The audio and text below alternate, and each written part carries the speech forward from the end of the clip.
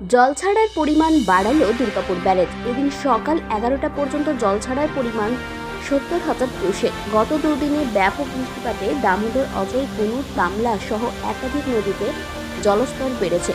নিম্নচাপের জন্য শুধু এই রাজ্যেই নয়, বৃষ্টি হচ্ছে ঝাড়খণ্ডে। ফলে মাইথন ও পাঞ্চের জলাধার থেকেও জল ছাড়া শুরু হয়েছে। ডিভিসি সূত্রে খবর, ইতিমধ্যে মাইথন থেকে ছাড়া হয়েছে 12,000 কিউসেক ও পাঞ্চের থেকে ছাড়া হয়েছে 36,000 কিউসেক জল।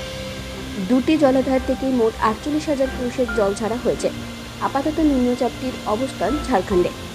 আগামী 24 ঘন্টায় কত পরিমাণ বৃষ্টি হচ্ছে ঝাড়খণ্ডে তার উপর নির্ভর করছে দুর্গাপুর দামোদরের নিম্ন অববাহিকার ভবিষ্যৎ। ডিভিসি সূত্রে খবর, বৃষ্টির মাত্রা বাড়লে জল ছাড়ার পরিমাণ বাড়ানো হবে। তবে এখনও আশঙ্কার কিছু নেই বলেই জানা গেছে সেচ দপ্তর সূত্রে। তবে প্রশাসনের নজর রয়েছে বাঁকুড়া, হুগলি, হাওড়ায়। কোথাও কোথাও মাইকিং শুরু করলেও বন্যার আশঙ্কা এখনও দেখা দেয়নি।